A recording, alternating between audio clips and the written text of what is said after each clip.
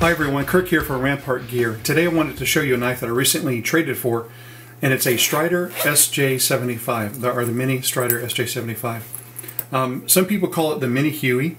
It is actually a small version of a custom knife that I believe Mick Strider had made or had designed. And the SJ, I believe, when I read something on the USN network recently, that it said that the SJ stands for Sky Juicer 75. Now, I really don't know what that means, but if someone does, write in the comments. If you let me know what it is, I'd like to know myself. So I'm going to show you today, kind of give you my initial thoughts of it, and then also a comparison between the only other knife that I have that looks maybe similar in shape and design is my Manix 2. So again, the Strider SJ75 is a beautiful knife in its design, in that it's kind of a leaf shape. The blades are actually hollow ground on both sides like this, as you see. It also has the actual logo on the right side, and then the Strider name on the left side like this. I believe those are laser etched. But the knife is hollow ground. It's a really, really sharp, kind of a great cutting type edge.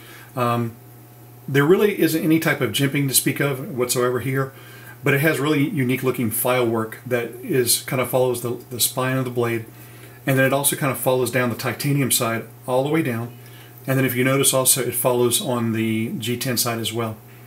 The titanium side, or the frame lock side of the knife, has these really kind of unique looking angle serrations that go down the side, and they follow from the top all the way down to the bottom. And one of the neat things about this is the model that introduced the new lock face that Strider has. It's kind of the angled lock face rather than the curved or the ramped lock face like this. It locks up really solid. Excuse me, really solid. It locks up. There's no blade plate. There's no lock rock or anything, and it's just a really good knife as far as its size and as far as how rigid the knife is.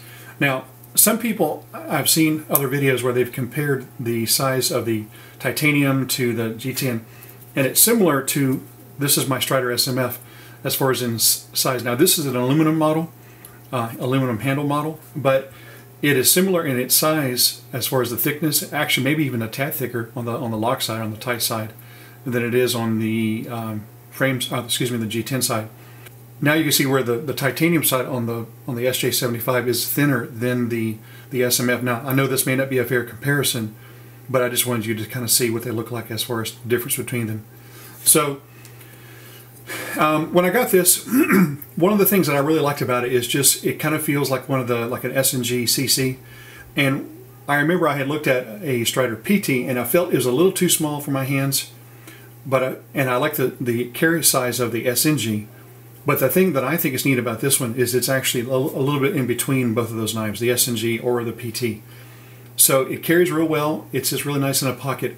It's just really beautiful. And the other thing that's neat about it is the actual pivot itself is recessed. Now I'll show you a close-up picture in a second, but it's actually recessed into the G10 side, whereas this one actually sticks up a little bit.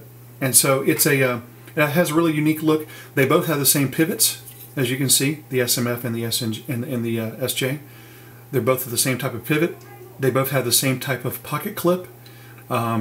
This one doesn't have any type of hinderer over travel device, but I believe that this is what the actual pocket clip may prevent it from over traveling this direction like that. Now, to show you a comparison between this and my Spyderco Manix 2, they're both similar in that they are kind of a leaf-shaped blade, like this, as you see. Now obviously one is a little bit larger, but this is they're both similar in their leaf-shaped design, like you can see here, like that. They are almost the same size in blade thickness. I think the Manix 2 is a little bit thicker, but it's thicker all the way up to the edge of the spine, like this. And they're both really versatile. To me, after having owned, you might have seen some of my other videos, I'll leave that there. After having seen the Omnumzon that I had, I almost kind of look at this as almost like an Omnumzon version of a Strider knife.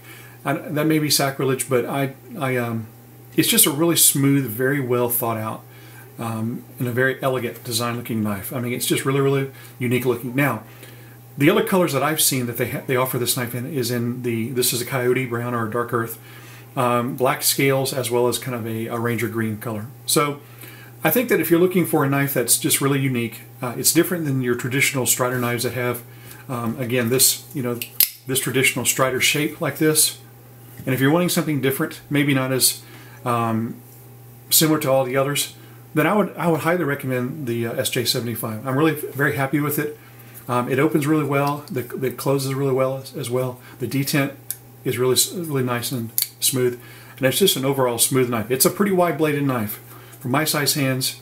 It fits really well, but it's just a great knife, and I love I love all the file work. It's just really beautifully made. So I thought I might show you guys this. I'm doing again a comparison between let's say the SJ75 here and the Manix 2, and I'm very pleased with it. So thank you for watching. Hope you enjoyed the video. Take care. Whoa!